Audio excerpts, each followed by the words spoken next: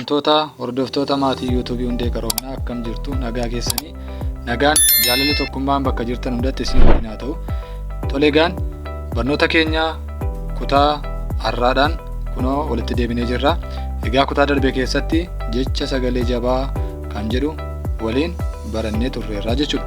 Egaa kutaa har'aa immoo jecha sagalee jabaa dheeraa kan jedhu waliin ni baranna.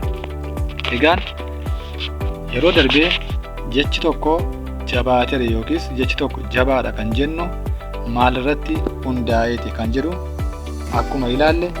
Egaan jechi tokko jabaadha yookaas jechi tokko jabaate kan jennu qubeen dubbifamaan gosti tokko lama ta'ee jecha tokko keessatti yoo argame jechi kun jabaateera jennaa jechuudha. Dubbifamaan gosti tokko lama ta'ee wal cina jecha tokko keessa yoo taa'e yookaas yoo dhufe jecha jabaan uumameera jennaa jechuudha. Egaan kutaa har'aa kana keessatti immoo jecha sagalee jabaa dheeraa kan jennu jecha tokko keessatti sagaleen jalqaba jechaa fi xumura jechaa irratti argamu kan dheeratu yoo ta'e yookaas qubeewwan dubbachiistuu lama lamaan kan barreeffamee jiru, akkasuma immoo jecha sana keessatti qubeen dubbifamaan gosti tokko lama ta'ee wal cina dhufee jira yoo ta'e jecha sagalee jabaa dheeraa jennaa jechuudha. Jecha sagalee jabaa dheeraatu uumame jennaa jechuudha. Egaan fakkeenya fudhannee jechoota asirra jiran kan waliin haa ilaallu. Sagalee jalqabaa qee, eda'u, roo yeroo walitti daballu qeerroo jedha jechuudha. Qee, eda'u, roo, qeerroo. Jechi kun jecha sagalee jabaa dheeraati jechuudha. Dheeraa kan ibsu qee dubbachiistuun lama taatee sagalee dheeraa qabaachuu ishee, roo kan jedhu raa kana bira dubbachiistuun yookaas oon lama wal bira yeroo dhufu sagalee dheeraan uumamee jira jechuudha. Egaan jabina isaa kan ibsu immoo jabaa ta'uu isaa kan ibsu raadha jechuudha. Raa yookaan qubee dubbifamaan kun gosa tokkichaadhaan lama ta'ee barreeffameetoo jira jechuudha.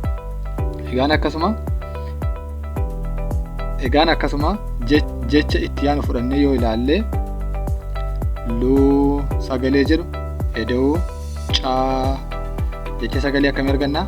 Luuccaa jecha jedhu kana argannee jirra jechuudha. Luuccaa jecha jedhu kana argannee jirra. Luu kan jedhu dheerina sagalee kanaa ibsa. Caa kan jedhullee dheerina sagalee kanaa ibsa. Caan lama ta'ee wal cina galuun isaa immoo jabina sagalee kanaa nuuf ibsaa jechuudha yookaas nutti mul'isaa jechuudha. Egaan jecha itti aanus haa ilaallu. Naa sagalee jedhu, eda'uu, noo jecha sagalee jabaa dheeraa naannoo jedhu nuuf laatee jira jechuudha. Naannoo jecha jedhu nuuf laatee jira jechuudha. Egaan akkasuma jecha itti aanu haa ilaallu.